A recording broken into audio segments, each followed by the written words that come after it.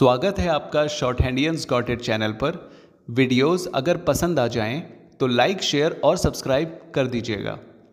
Latest dictation और job notifications को पाने के लिए बेल आइकन प्रेस कर दीजिएगा ताकि आपको टाइम पे आपकी डिक्टेशंस मिल सकें। Thank you so much.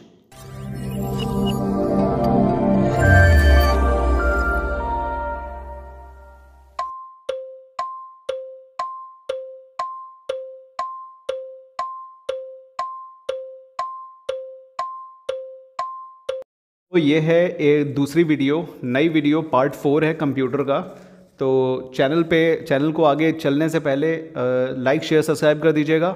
और ये सारे एग्ज़ाम्स के लिए यूज़फुल है। एमपी हाई कोर्ट के लिए भी जो पीए का एग्ज़ाम होने वाला है अभी, शायद 9 तारीख को या 30 तारीख को है, जब भी है। और पटना हाई कोर्ट के लिए भी है, और बाकी सारे जितने भी कॉम्पिटिटिव एग्जाम्स हैं जिनमें कंप्यूटर का पोर्शन आता है, उन सब के लिए यूज़फुल वीडियो है। तो चलिए शुरू करते हैं। कुछ शॉर्ट फॉर्म्स, एब्रीविएशंस दिए हुए हैं, इनको याद कर लीजिए आप। टीसीपी कहते हैं ट्रांसमिशन कंट्रोल प्रोटोकॉल्स को। Ensure that connections are made and maintained between computers, ये कंप्यूटर्स के बीच में कनेक्शंस को मेंटेन करता है ये प्रोटोकॉल, ठीक है। आईपी होता है internet protocols. Handles software address, जो सॉफ्टवेयर एड्रेस जो कंपनी बना के देती है आपके सिस्टम पे, खुद का इनबिल्ट होता है, वो होता है इंटरनेट प्रोटोकॉल आईपी एड्रेस, ठीक है। चलिए एआरपी क्या होता है? एड्रेस रेजोल्यूशन प्रोटोकॉल्स, ठीक है। ये करता क्या है? Release IP address with hardware address MAC address. तो एआरपी है। इन सब के एब्रिविएशंस के फुल फॉर्म याद कर लीजिए, बहुत यूजफुल है। आरआईपी क्या है? RIP routing information protocols. Find the quickest route first, इसका काम होता है कि ये जल्दी से कोई फर्स्ट रूट क्विकली फाइंड करता है। इस प्रोटोकॉल का मतलब ये होता है। और OSPF ये है दूसरा abbreviation, open shortest path first. Descendant of RIP, मतलब ऊपर वाला जो है रूटिंग इंफॉर्मेशन प्रोटोकॉल का डिसेंडेंट है ये, जो कि इंक्रीज करता है स्पीड और रिलायबिलिटी को। आगे चलते हैं। ICMP internet control message protocols. ये handler and send error message for TCP/IP। ये TCP/IP के लिए एरर मैसेज सेंड करने का काम करता है। जो भी अगर दिक्कत आती है, कनेक्शन एरर आता है, वो इसी प्रोटोकॉल की वजह से आता है, ठीक है। चलिए BGP/EGP, तो क्या है ये? बॉर्डर गेटवे प्रोटोकॉल है BGP, और EGP है exterior gateway protocols. Handle how data is passing between networks, ये देखता है, इसका काम ये है कि नेटवर्क्स के बीच में डेटा कैसे पास होता है, इसका काम ये देखता है, ठीक है। SMTP simple mail transfer protocols, तो ये देखता है, ये है कि ईमेल कैसे ट्रांसफ़र होता है बिटवीन TCP/IP नेटवर्क्स के बीच में, ईमेल कैसे ट्रांसफ़र होता है, इस प्रोटोकॉल का काम ये है, ठीक है। चलिए आगे के एब्रीविएशन में चलें। SNMP simple network management protocol. Allow network administration to connect manage to network devices. बहुत इजी है, बहुत आसानी से याद हो जाएगा, ज़्यादा हार्ड वर्क नहीं करना पड़ता है। बस इसको नोट करके लिखिए, लिख के याद करिए, और हर हफ्ते इसका रिवीजन करिए एब्रीविएशंस का, ठीक है। मतलब एक टाइम पीरियड बीच में बना लीजिए कि आपको 4 दिन 5 दिन, जितनी बार रिवीजन आप करेंगे उतनी बार इसको आगे कम रिवाइज करना पड़ेगा, ठीक है। एब्रीविएशंस के साथ सबसे बड़ा प्लस पॉइंट ये होता है कि शुरुआत में ज़्यादा रिवीजन करना पड़ता है, उसके बाद ये दिमाग में बैठ जाता है। चलिए आगे चलते हैं। PPP, इसका नाम है point to point protocols. Provide to dial up network connection, ये dial up network connection provide कराता है। It is used by IPP internet printing protocol. इसका IPP का भी फुल फॉर्म याद कर लीजिएगा, ये इसके अंदर दिया हुआ है, फुल फॉर्म के अंदर ही, मतलब फुल फॉर्म के सेक्शन के अंदर।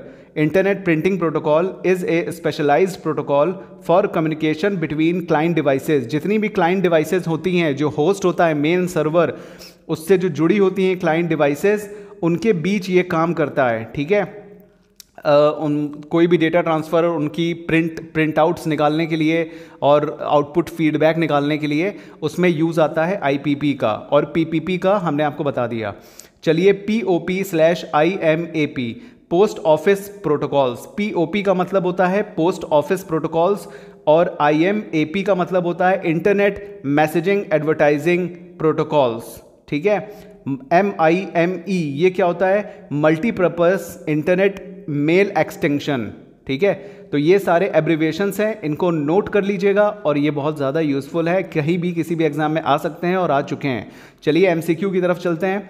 तो पहला क्वेश्चन क्या है, which of the following devices is not used to store information in electronic form. इनमें से कौन सा ऐसा डिवाइस है जिसका कि use store information electronic form में इंफॉर्मेशन स्टोर करने के लिए नहीं किया जाता है। इनमें से ऐसी कौन सी डिवाइस है, तो वो है ब्लूटूथ। ब्लूटूथ हम जानते हैं कनेक्टिविटी के लिए इस्तेमाल होता है, कोई स्टोरेज डिवाइस नहीं है ये, ठीक है। ब्लूटूथ एक नेटवर्क कनेक्टिविटी है जो कि पास में जितनी भी चीज़ें होती हैं उनको जिनकी रेंज बहुत ज़्यादा नहीं होती है उनको कनेक्ट करने के लिए एक माध्यम है ये, ठीक है। चलिए आगे चलते हैं। Which of the following substances is used in making pencils. Pencil बनाने के लिए कौन से सब्सटेंस का यूज़, मटेरियल का यूज़ किया जाता है, दैट इज़ ग्रेफाइट। ये सारे के सारे क्वेश्चन जो आज की वीडियो में हम दे रहे हैं ये सब कुछ एग्जाम में आ चुका है। जिन्होंने ये एग्जाम्स दिए होंगे उनको ये क्वेश्चंस याद आ जाएंगे सॉल्व करते हुए, ठीक है। तो ये इसमें से कोई भी रैंडम उठाया नहीं है, सब एग्जाम में आया हुआ है। चलिए अगला question, which among the following shortcuts is used in MS word to select the entire document. सारे डॉक्यूमेंट को सेलेक्ट करने का जो मतलब जिसको सेलेक्ट ऑल कहा जाता है MS वर्ड में, वो कौन सी शॉर्टकट की से होता है, तो वो Ctrl+A से होता है, ठीक है। आगे चलते हैं तो जल्दी से, the full form of CLI in computer networking is, ये कौन, CLI का फुल फॉर्म कंप्यूटर नेटवर्किंग में क्या कहते हैं इसको, कमांड लाइन इंटरफेस, जो पहला ऑप्शन है, ठीक है, कमांड लाइन इंटरफेस। इसको याद कर लीजिएगा, इसको लिख लीजिएगा, जितने एब्रिविएशंस हैं बहुत इंपॉर्टेंट है, उनको सिर्फ याद किया जा सकता है, ठीक है। तो चलिए आगे चलते हैं। ब्लूटूथ सपोर्ट्स, किसको सपोर्ट करता है Bluetooth, point to point connections, B point two multi point connections, C both A और B दिया हुआ है, point to point connections and point two multi point connections. तो इनमें से क्या है, नन ऑफ दीज, तो इनमें से है ये C, both point to point connections and point two multi point connections. जैसे हम यूज़ करते हैं तो हमारे मोबाइल से हमारा नेक बैंड भी कनेक्ट होता है और जो ऑनर का जो भी है, क्या कहते हैं उसको, जो रिस्ट वॉच है वो भी बैंड जो होता है वो भी कनेक्ट है। एक साथ दोनों चीज़ कनेक्ट है और एक साथ एक भी कनेक्ट हो सकती है, ठीक है, सिंगल भी हो सकती है, मल्टी पॉइंट भी हो सकती है। चलिए आगे चलते हैं। Among the following which resources are protected by an operating system. Among the following, इसके जो भी नीचे दिए हुए हैं उनमें से कौन सा resources are protected by an operating system, इनमें से कौन सी चीज़ ऑपरेटिंग सिस्टम से प्रोटेक्ट होती है, ठीक है। तो पहला है IO, input output device, memory, CPU, all of the above. Common sense है, ऑल ऑफ द अबव, ये सब कुछ ऑपरेटिंग सिस्टम से कंट्रोल किया जाता है, ठीक है। आगे चलें तो फिर 7वां क्वेश्चन क्या है, अमंग द फॉलोइंग, इनमें से कौन सा, which is the characteristic of third generation computers. इनमें से थर्ड जनरेशन के कंप्यूटर्स की कैरेक्टरिस्टिक क्या है, क्या IC है, क्या बाइपोलर जंक्शन है, क्या वैक्यूम ट्यूब है, या VLSI टेक्नोलॉजी है। तो हम सब जानते हैं थर्ड जनरेशन में इंटीग्रेटेड सर्किट्स का यूज़ शुरू हो गया था और फर्स्ट जनरेशन में वैक्यूम ट्यूब इस्तेमाल होता था, ठीक है। तो इसका आंसर है A, IC। आगे चलें, कन्वर्ट द डेसिमल नंबर 29 और नीचे जो 10 जो सब स्क्रिप्ट में दिया है ना, ये माइक्रोसॉफ्ट वर्ड और माइक्रोसॉफ्ट एक्सेल में दोनों में बनाया जा सकता है। वर्ड में तो इजीली होम का जो आइकन है उसमें दिख जाएगा आपको, लेकिन एक्सेल में अंदर घुसना पड़ता है, ठीक है। तो ये है ये डेसिमल का नंबर है। 29 के नीचे अगर 10 लिखा है तो ये डेसिमल नंबर हो गया। अगर 29 के नीचे 16 लिखा है तो वो हेक्साडेसिमल हो गया। अगर 29 के नीचे 8 लिखा है तो वो ऑक्टा हो गया, वो ऑक्ट का होता है, ठीक है। बाइनरी नंबर क्या होता है, 29 के नीचे अगर 2 लिखा हुआ है तो वो बाइनरी नंबर हो जाता है। तो देखिए चलिए, इसको डेसिमल 29 है ये, तो डेसिमल 29 से बाइनरी में कन्वर्ट करने के लिए डिवाइड करना पड़ता है 2 से, और जो भी रिमाइंडर आता है उसको बॉटम से टॉप उस रिमाइंडर्स को लिया जाता है, ठीक है। तो इसका आंसर क्या है, इसका आंसर B है, 111012, मतलब ये बाइनरी नंबर है इसीलिए ये नंबर आ गया है, ओके। चलिए ये सारे टॉपिक्स हैं, देखिए ये सारे क्वेश्चन सॉल्व कराने का आपसे मतलब ये है कि इनमें से आप आइडिया लीजिए और इसके अंदर घुसिए। ये MCQs हम आपको सॉल्व करा रहे हैं, ये सारे क्वेश्चन आ चुके हैं, एकदम सेम टू सेम उठा के हमने रख दिए हैं, कोई अपने से कुछ भी एडिटिंग नहीं की है क्वेश्चंस में, ठीक है। तो इसमें से जो भी पॉइंट्स हम आपको बता रहे हैं उसकी डिटेल्स को भी बीच में सर्च कर लीजिएगा। जैसे डेसिमल टू बाइनरी कैसे कन्वर्ट करते हैं, डिवाइड करना पड़ता है, उसके मतलब एलसीएम निकाल लीजिए, जो रिमाइंडर बचेगा उसको नीचे से बॉटम टू टॉप आपको जाना है, टॉप से लेके बॉटम के रिमाइंडर्स को नहीं लेना है बाइनरी में, ठीक है। उसी तरह सब में होता है। इसकी चीज़ों को आप पढ़ लीजिएगा, ये छोटी क्लासेस में पढ़ाया जा चुका है, ठीक है। बहुत बड़ी चीज़ नहीं है, बहुत इजी क्वेश्चंस कंपटीशन में आ चुके हैं, ये जो आए हुए हैं वही हम करवा रहे हैं। तो आगे चलते हैं। 9th क्वेश्चन क्या है, multimedia is a combination of, multimedia इनमें से किसका कॉम्बिनेशन है? तो मल्टीमीडिया, और पहला देखिए ऑडियोज एंड वीडियोज ओनली, क्या ये ऑडियो वीडियो है सिर्फ? वीडियोज एंड टेक्स्ट ओनली, क्या ये वीडियो और टेक्स्ट है? इमेजेस एंड एनिमेशंस ओनली, क्या ये इमेजेस और एनिमेशंस जो कार्टून्स होते हैं उसका है ओनली, या ऑल ऑफ द अबव? तो ये भी बहुत आसान सा क्वेश्चन है, ऑल ऑफ द अबव है। मल्टीमीडिया में सब कुछ आ जाता है, जो भी टेक्स्ट से रिलेटेड, इमेज से रिलेटेड, एनिमेशन से रिलेटेड, गिफ्स, पिक्चर्स, सब कुछ आता है, ठीक है। चलिए आगे चलते हैं। In Microsoft Excel combining two or more cells in the same row or column into a single cell is known as, हमने सीपीटी के पंजाब के एग्जाम में यही सब तो किया है, इतना ही तो क्वेश्चन, यही सब तो भरा पड़ा था क्वेश्चंस में, तो इसको क्या कहते हैं? मर्जिंग, सी आंसर है इसका, ठीक है। आगे चलें। In Microsoft Excel dash makes content visible, Microsoft Excel में ये कोई चीज़ है जो कि कंटेंट को विजिबल करती है, देखने के योग्य बनाती है, within a cell, cell के अंदर, by displaying it on multiple lines, by displaying उसको मल्टीपल मतलब कई लाइन्स में वो देखने के लिए विजिबल बनाती है। If the test goes beyond selected column, अगर ये टेस्ट की जगह टेक्स्ट होगा, ठीक है, तो किसी भी एक कॉलम के अंदर में कई लाइंस में, अगर हम एक्सेल में, ठीक है, एक्सेल में कोई एक सेल ले लीजिए और उस सेल के अंदर अगर आपको एक नॉर्मल एक लाइन तो आप लिख सकते हैं, वो भी एक या दो वर्ड आप लिख सकते हैं, इतना छोटा सेल होता है। लेकिन अगर आप लिखते ही जा रहे हैं तो वो सेल की साइज़ बड़ी होगी। अब ये कहना क्या चाहता है? मल्टीपल लाइंस, मतलब उसी सेल के अंदर अगर हमें मल्टीपल लाइंस देनी हो सेंटेंसेस की तो कैसे देंगे? याद होगा आपको, रैप टेक्स्ट, ठीक है, इसका आंसर है रैप टेक्स्ट। मल्टीपल लाइंस का मतलब अब आप समझ चुके होंगे, तो इसका आंसर है रैप टेक्स्ट। आगे चलते हैं।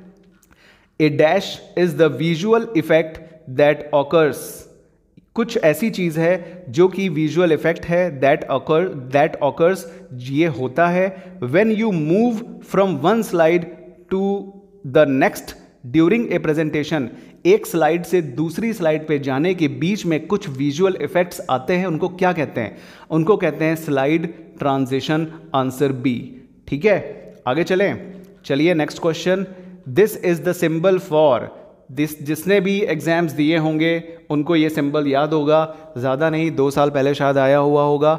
ये सिंबल किसका है? ये सिंबल है नैंड गेट का, ऑप्शन ए, ठीक है। आगे चलें।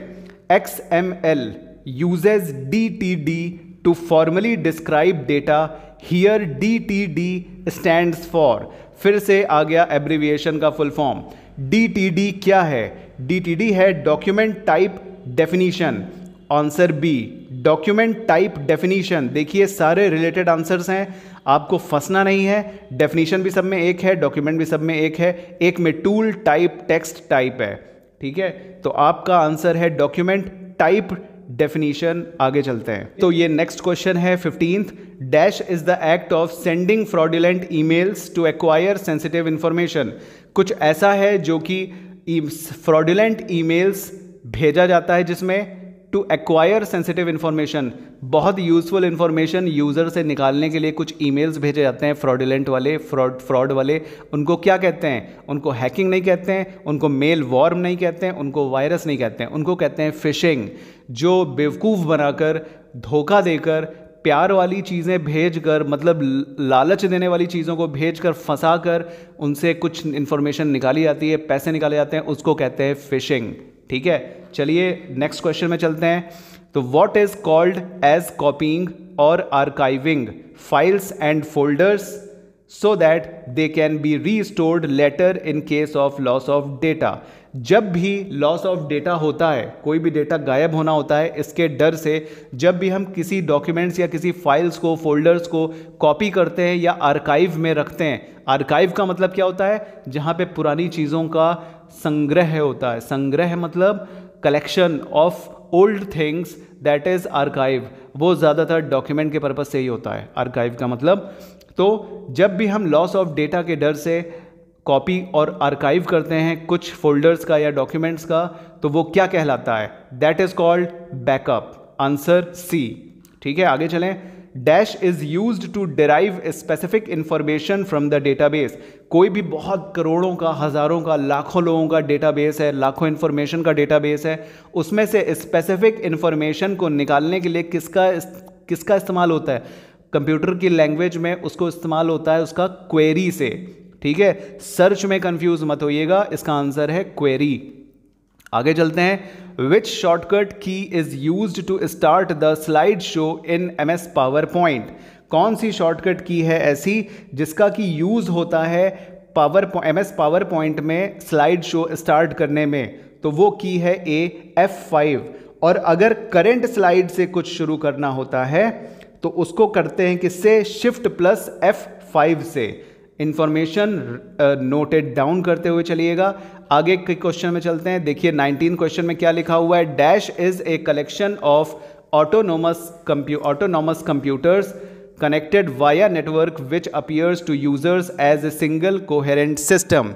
डैश इज ए कलेक्शन, ये कुछ एक कलेक्शन है ऑटोनोमस कंप्यूटर्स का जो कि वाया इंटरनेट कनेक्ट रहता है, जो कि विच अपीयर्स टू यूजर्स, जो यूजर्स को दिखता है as a single coherent system, single coherent system के रूप में दिखता है। वो क्या है? वो है आपका डिस्ट्रीब्यूटेड सिस्टम।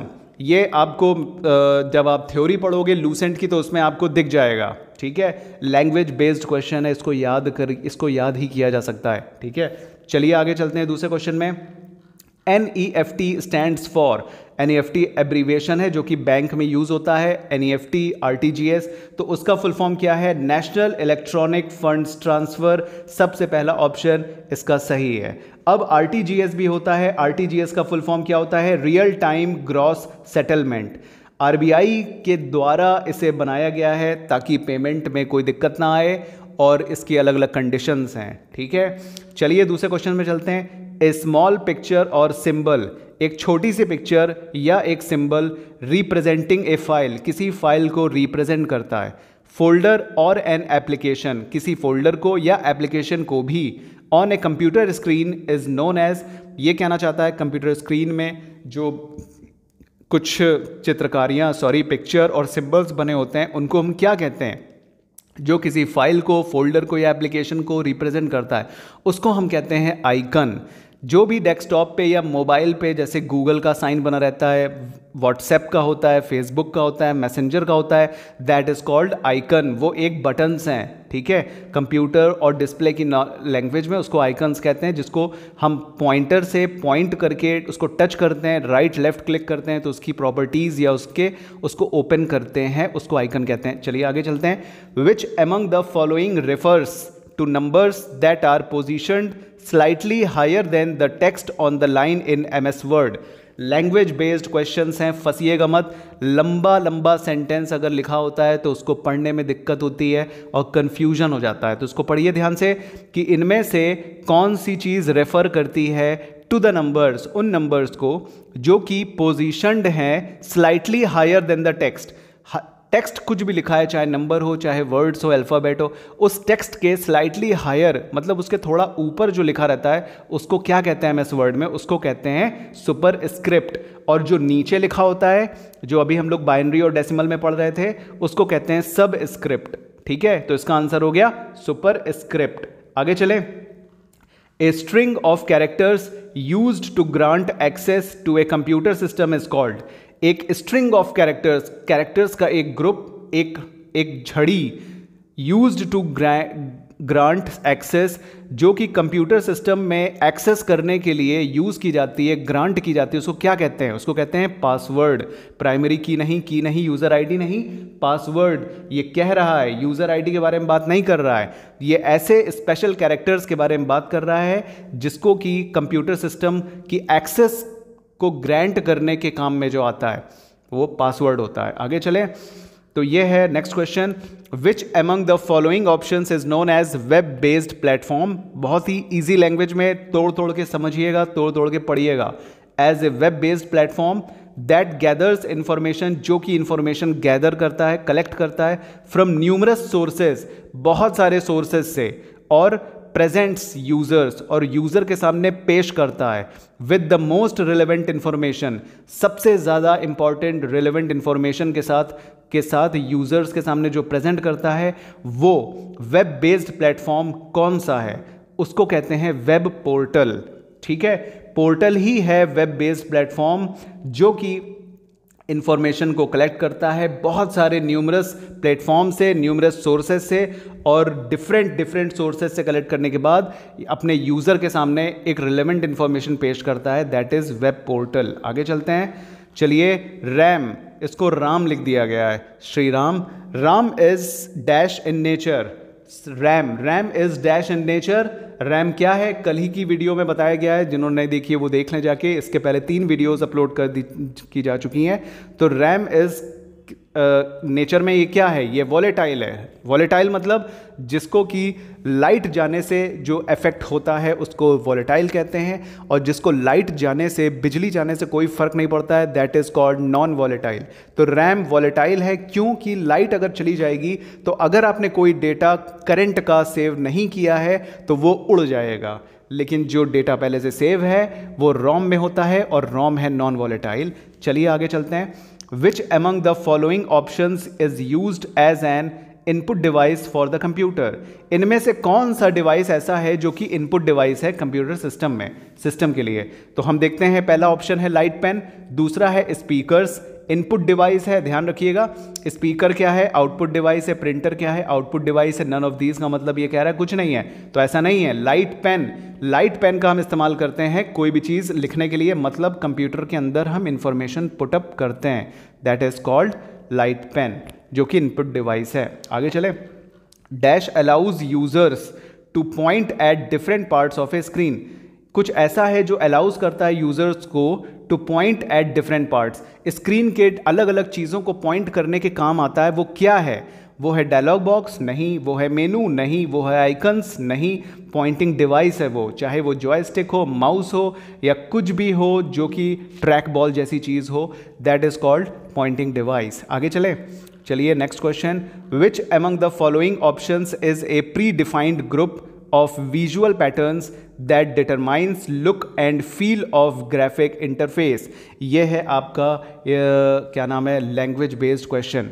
इनमें से ऐसा कौन सा फॉलोइंग ऑप्शंस है is a pre defined group, जो कि एक प्री डिफाइंड ग्रुप है विजुअल पैटर्न्स का, that determines look and feel of graphic interface, जो कि आपको एक ग्राफिक इंटरफेस का फील कराता है। ग्राफिक इंटरफेस मतलब जो कि आपके सबसे पहले स्क्रीन आती है वो ग्राफिक्स की होती है, वो इंटरफेस होता है, मतलब वो आपसे कंप्यूटर को कनेक्ट करने का एक प्लेटफॉर्म है जिसको देखते हैं आपको अच्छा लगता है, और उसमें कई सारे आइकन्स रहते हैं, उनको ईजिली आप यूज़ कर सकते हैं, that is called graphic interface. तो इनमें से वो कौन सा है ऐसा जिसको कि विच among the following options is pre defined group? तो वो कौन सा ग्रुप है? वो है थीम। मतलब थीम एक सुंदर सा दिखने वाला सीनरी टाइप का एक आइटम होता है जो कि कंप्यूटर में हम लोग सेव कर देते हैं, या फिर कंपनी हमें देती है, जो कि बाय डिफ़ॉल्ट होता है, जिसको देखने में बहुत अच्छा लगता है, और उससे हम अपने काम को बहुत ईजिली कर लेते हैं। उसमें सब चीज़ वेल मेंटेन्ड तरीके से ऑर्गेनाइज्ड रहती है, वो होती है थीम। ठीक है, जिसमें विजुअल पैटर्न्स बने रहते हैं, that determines look and feel of graphic interface, वो होती है थीम। आगे चलें, which among the following features helps you to find a synonym for a word in a word file? इनमें से कौन सी चीज़ ऐसी है जो कि आपकी मदद करती है सिनोनिम फाइंड करने के लिए? सिनोनिम क्या होता है? सिनोनिम मतलब वर्ड मीनिंग होती है, एंटोनिम मतलब ऑपोजिट होता है। ठीक है, कुछ गलत तो नहीं बोल रहे हैं? चलिए ठीक है। For a word in a word file, word file में कोई ऐसी चीज़ बताइए इनमें से जो कि वर्ड मीनिंग के काम आती है और एंटोनिम के काम भी आती है। ठीक है, थीसरस, ये थीसरस जो है इसका यूज़ होता है सिनोनिम एंटोनिम्स के लिए। ठीक है, आगे चले। अब थीसरस जो होता है इसके बगल में ही जब वर्ड में आप जाइएगा तो स्पेलिंग चेक का, स्पेलिंग एंड ग्रामर का एक अलग से भी ऑप्शन दिया गया है अब की फाइल्स में, ठीक है। अब मतलब अब के ऑपरेटिंग सिस्टम या MS ऑफिस के बंच में। आगे चलते हैं, आगे है which among the following commands reverses the effect of the previous command in MS Excel. MS Excel में जो हम प्रीवियस कमांड दे चुके हैं और उसको गलती से हम डिलीट कर देते हैं तो उसको हम वापस कैसे पा सकते हैं, उसको वापस हम अंडू करके पाते हैं, Ctrl+Z अंडू, और Ctrl+Y होता है रीडू, ठीक है। तो Ctrl+Z इसका आंसर है, सॉरी Z तो इसमें है नहीं, इसमें अंडू है। चलिए आगे के क्वेश्चन में चलते हैं। Spelling and grammar is a part of the dash tab in MS word. MS word में स्पेलिंग एंड ग्रामर किसका पार्ट है, तो ये है आपका क्या कहते हैं, रिव्यू का, ठीक है। लेआउट का नहीं, रेफरेंसेस का नहीं, रिव्यू का पार्ट है ये, जो कि रिव्यू टैब में आपको मिलेगा। ऊपर होम के साथ साथ इंसर्ट के साथ साथ जो भी दिया रहता है उसमें रिव्यू में आपको स्पेलिंग एंड ग्रामर का ऑप्शन दिया है, ठीक है। आगे चलते हैं। Large transaction processing systems in automated organisations use. जो लार्ज ट्रांजैक्शंस होते हैं उनका जो प्रोसेसिंग सिस्टम होता है जो कि ऑटोमेटेड ऑर्गेनाइजेशंस में यूज होता है वो क्या होता है, वो होता है बैच प्रोसेसिंग, आंसर बी। आगे चलें। The operation of combining two cells into a single cell in Excel is referred to as. फिर से वही क्वेश्चन है लेकिन घुमा फिरा के पूछा गया है, इसलिए इसका आंसर हो गया मर्ज सेल्स। फिर से वही पूछा है, दो सेल्स को आपस में एक सेल बनाने में, सिंगल सेल को बनाने में क्या यूज होता है, मर्जिंग, ओके। चलिए आगे चलते हैं। Which of the following can be used to store a large number of files. इनमें से कौन सी चीज यूज की जाती है स्टोर करने के लिए, मतलब बड़ी तादाद में, लार्ज नंबर ऑफ फाइल्स को स्टोर करने के लिए इनमें से क्या चीज़ यूज होती है इन a small amount of storage. छोटे से स्टोरेज में स्टोर करने के लिए क्या इस्तेमाल होता है, तो ये है file adjustment, file कॉपिंग, file reading, file compatibility, all of the above. ये है ऑल ऑफ द अबव, ठीक है। तो इसका आंसर हो गया all of the above. Which of the following can be used to store a large number of files in a small amount of storage. आगे चलते हैं। The keyboard shortcut to centralize the selected text in Word is. Language based question है और ये है Ctrl+E का। इसमें दिया है कीबोर्ड में शॉर्टकट क्या होता है सेंट्रलाइज करने के लिए, द सेलेक्टेड टेक्स्ट को सेंट्रलाइज, मतलब लैंग्वेज वाला है ये क्वेश्चन। देख, Ctrl+E वाला क्वेश्चन है ये। सेंटर अलाइनमेंट देने के लिए हम क्या यूज करते हैं, Ctrl+E का, to centralize the selected text. आगे चलते हैं। यह है which of the following helps to protect floppy disks from data getting accidentally erased. इसमें से कौन सी चीज़ मदद करती है फ्लॉपी डिस्क को प्रोटेक्ट करने के लिए from data getting accidentally erased. Accidentally erased data से प्रोटेक्ट करने के लिए फ्लॉपी डिस्क में इनमें से कौन सी चीज़ इस्तेमाल होती है, तो ये होती है राइट प्रोटेक्ट नॉच। बी है इसका आंसर। राइट प्रोटेक्ट नॉच का इस्तेमाल होता है फ्लॉपी डिस्क को मेंटेन करने के लिए, किसी भी डेटा एक्सीडेंटली इरेज डेटा को पाने के लिए या उससे बचाने के लिए। चलिए नेक्स्ट क्वेश्चन में चलते हैं। The first Macintosh computer was from. जो पहला मैसिंतोश कंप्यूटर था वो किसका था, सॉरी कौन सी जनरेशन का था, ये था 4th जनरेशन का। इसका आंसर डी है। आगे चलते हैं। Which of the following is not a form of data. इनमें से कौन सा ऐसा है जो कि डेटा का फॉर्म नहीं है, तो इसमें इसका आंसर है नन ऑफ दीज। सब कुछ डेटा का है। हम साउंड को भी डेटा, जैसे हमने गूगल पे माइक का जो बना रहता है उसको हम टच कर देते हैं तो हम अपना वॉइस कमांड दे सकते हैं, तो ये भी डेटा का फॉर्म है। इमेज भी डेटा का फॉर्म है, नंबर एंड कैरेक्टर्स भी है, तो इसमें से कौन सा नहीं है, नन ऑफ दीज है आंसर। चलिए आगे चलते हैं। वीडियो अगर पसंद आए तो लाइक शेयर सब्सक्राइब कर दीजिएगा और अपने दोस्तों के साथ भी शेयर करिएगा जो कंपटीशन की तैयारी कर रहे हैं, ठीक है। थैंक यू सो मच और उसको आगे बढ़ाते रहिएगा। आगे क्वेश्चन में चलते हैं। Which is not a computer classification. इसमें से कौन सा ऐसा है जो कि कंप्यूटर का क्लासिफिकेशन नहीं है। मेन फ्रेम कंप्यूटर भी हम जानते हैं, मिनी कंप्यूटर भी हम जानते हैं, नोटबुक भी हम जानते हैं। ये मैक्स फ्रेम कहाँ से आ गया, इसका मतलब यही है जो इररिलेवेंट है, ये कंप्यूटर का क्लासिफिकेशन नहीं है। कंप्यूटर के 4 क्लासिफिकेशंस हैं। पहला है माइक्रो कंप्यूटर, दूसरा मिनी कंप्यूटर, तीसरा है मेन फ्रेम कंप्यूटर और चौथा है सुपर कंप्यूटर्स, ठीक है। चलिए दूसरे क्वेश्चन में चलते हैं। The control unit of A micro processor is, जो माइक्रो प्रोसेसर का कंट्रोल यूनिट है वो क्या है? वो है नन ऑफ द अबव, क्योंकि stores data in the memory, ये भी करता है। Accepts input data from keyboard, ये मतलब सब कुछ माइक्रो प्रोसेसर के अंदर जाके होता है। तो कंट्रोल यूनिट क्या है? इसमें से कुछ भी नहीं है, वो अर्थमेटिकल लॉजिकल यूनिट को फंक्शंस को परफॉर्म करता है। आगे चलते हैं। Which of the following is internal memory, इनमें से कौन सी इंटरनल मेमोरी है? तो इसका आंसर क्या है? RAM. Internal memory pen drives का इंटरनल मेमोरी है, पेन ड्राइव तो बाहर से लगाई जाती है, डिस्क भी बाहर से लगाई जाती है, हार्ड डिस्क अंदर लगाई जाती है। तो इसमें हार्ड डिस्क का नाम तो दिया नहीं है, इसमें दिया हुआ है सिर्फ CDs, RAM, pen drive, disk. तो हम रैम को चुनेंगे, सी, जो कि इंटरनल मेमोरी के काम आती है। आगे चलते हैं। Which operation is not performed by computer, इनमें से कौन सा ऑपरेशन है जो कंप्यूटर के द्वारा परफॉर्म नहीं किया जाता है? तो इनमें से कौन सा ऑप्शन है? इनपुटिंग, ये तो है ही है, प्रोसेसिंग, ये भी है, कंट्रोलिंग, ये भी है, अंडरस्टैंडिंग, ये क्या होता है? ये तो इंसान के लिए होता है ना, कंप्यूटर के लिए थोड़ा ना होता है। वो तो मशीन है, प्रोग्राम्ड है, उसके अंदर प्रोग्राम पहले से फिक्स है, सारे ऑपरेटिंग सिस्टम्स हैं, उसको तो जो हम देंगे वही वो देगा, हम उसको गलत देंगे वो गलत डेटा हमको देगा, गलत इन्फॉर्मेशन देगा हमको। ठीक है, तो चलिए फिर इसका आंसर है अंडरस्टैंडिंग, डी ऑप्शन। ये आगे चलते हैं। 43 नंबर का क्वेश्चन है। Floppy disks which are made from flexible plastic material are also called, तो जो फ्लॉपी डिस्क है जो कि एक फ्लेक्सिबल प्लास्टिक मटेरियल से बनती है, उसको क्या कहते हैं? उसको कहते हैं diskettes. Answer C, option B. Diskettes random access होती है, इसको रैंडमली एक्सेस किया जा सकता है, ये रिमूवेबल होती है, मतलब रिमूवेबल डेटा स्टोरेज मीडियम है ये, ठीक है, जो कि हमारे पर्सनल कंप्यूटर्स के लिए होती है, उनमें लगी होती है, उसको लगा भी सकते हैं। ये एक मैग्नेटिक मीडियम होता है जिसकी लेंथ 3.5 इंचेस होती है। फ्लॉपी डिस्क जो होती है इसको आप बाहर से लगा सकते हो, इसकी जो ये चौकोर होती है, ठीक है, इसके सारे साइड्स इक्वल होते हैं 3.5 इंचेस के, और जो थिकनेस होती है ना वो 2 mm होती है, 2 मिलीमीटर होती है। ओके, चलिए आगे दूसरे क्वेश्चन में चलते हैं। यह है दूसरा question 44th। The magnetic storage chip used to provide non-volatile direct access storage of data and that have no moving parts are known as, तो द मैग्नेटिक स्टोरेज चिप, एक मैग्नेटिक स्टोरेज चिप होती है जो कि used to provide non volatile direct access, जो कि non volatile मतलब जिसका बिजली का कोई इफेक्ट नहीं पड़ता है, बिजली जाने का, उसका direct access storage of data देता है। And that have no moving parts are known as, जिसके अंदर कोई मूविंग पार्ट्स नहीं होते हैं, उसको हम क्या कहते हैं?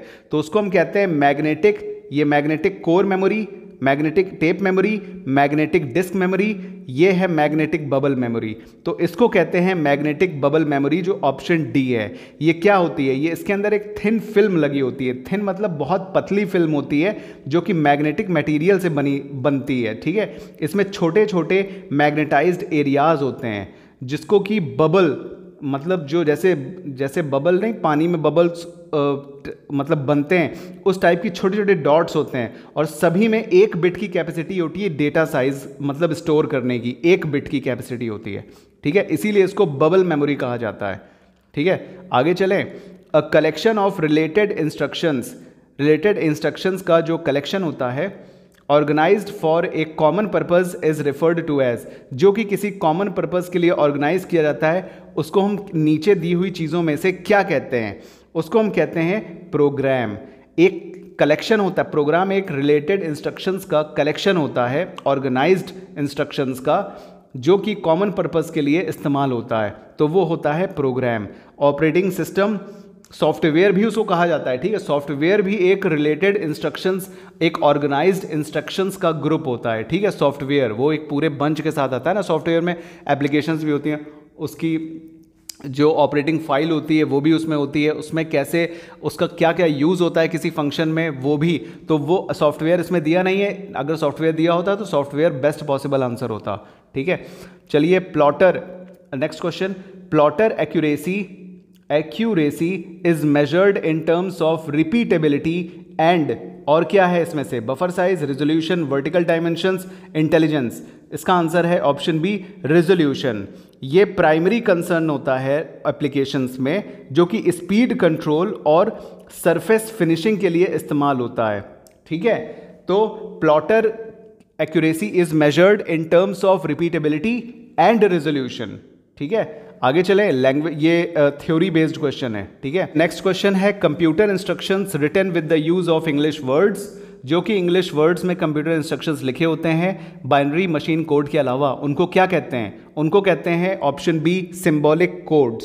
सिंबॉलिक कोड्स की दो कैटेगरी होती है, एक टेक्निकल और एक सिंबॉलिक। ठीक है, एक एब्रीविएशन है BASIC, बेसिक। ये इसका फुल फॉर्म होता है beginners all purpose symbolic instruction code. इसको ध्यान से लिख लीजिएगा, भूलिएगा मत, जो कि जॉन कैमिनी और थॉमस कर्ड्स ने 1963 में बनाया था, जो कि बड़े लेवल के पीसी में यूज़ किया जाता है। ठीक है, बड़े लेवल पर किया जाता है पीसी में, मतलब जितने भी पर्सनल कंप्यूटर्स होते हैं इनमें बहुत बड़े लेवल पे, मतलब बहुत ज़्यादा पॉपुलर है ये चीज़। ठीक है, सिंबॉलिक कोड्स। चलिए आगे चलते हैं नेक्स्ट क्वेश्चन में। Which language is directly understood by the computer without translation program? कौन सी ऐसी लैंग्वेज है जो कि डायरेक्टली अंडरस्टूड हो जाती है, मतलब कंप्यूटर से बहुत जल्दी बहुत तेज़ समझ लेता है बिना किसी ट्रांसलेशन प्रोग्राम के? तो वो होती है मशीन लैंग्वेज। इसको कंप्यूटर बहुत आसानी से बहुत ईजिली समझ लेता है। ये लो लेवल की लैंग्वेज होती है। लो लेवल का मतलब वो घटिया लेवल नहीं होता है, low level machine level, machine के लेवल पे इसका नाम दिया गया लो लेवल लैंग्वेज, जिसको कि कंप्यूटर बहुत ईजीली समझता है। चलिए 49th क्वेश्चन है, on which aspect the analog computers are better than digital? कौन से पहलुओं में एनालॉग कंप्यूटर डिजिटल कंप्यूटर से ज़्यादा बेहतर है? तो वो होती है एक्यूरेसी। एक्यूरेसी के पॉइंट ऑफ व्यू से एनालॉग कंप्यूटर्स बहुत ज़्यादा बेहतर होते हैं डिजिटल कंप्यूटर्स के। आगे चलते हैं नेक्स्ट क्वेश्चन, आखिरी क्वेश्चन है इस वीडियो का। Which of the following processors are use RISC technology, RISC। RISC technology पे कौन से प्रोसेसर्स बेस्ड होते हैं? Which of the following processors use RISC technology? तो वो होता है पावर पीसी हमारा। तो पावर पीसी, ये था आखिरी क्वेश्चन आपके लिए, और ये सारे बहुत ज़्यादा इंपॉर्टेंट क्वेश्चंस हैं, और ये सब के सब आ चुके हैं कॉम्पिटिटिव एग्जाम्स में। इनकी तैयारी कर लीजिएगा, इनको भी अपने कलेक्शंस में ऐड कर दीजिएगा, और रिवीजन के साथ साथ इनकी पढ़ाई कीजिएगा। और कंप्यूटर में 10 मार्क्स MP हाई कोर्ट में लेने हैं आपको, मतलब 10 मार्क्स के क्वेश्चन आएंगे या 10 क्वेश्चन आएंगे, उनकी तैयारी भी कीजिए। इस वीडियो के साथ साथ और भी वीडियोस को फॉलो कीजिए, और भी PDFs को, MCQs को तैयार कीजिए, और अच्छी तैयारी करके एग्ज़ाम देने चाहिए। ऑल द बेस्ट आप सभी को, और सभी कॉम्पिटिटिव एग्जाम्स के लिए ये वीडियो और इसके पहले की जितनी वीडियोस हमने डाली हैं सब इंपॉर्टेंट है। चलिए चलते हैं, मिलेंगे अगली डिक्टेशन, अगली वीडियो, या फिर अगली किसी इन्फॉर्मेशन के साथ। Thank you so much, bye bye, good night.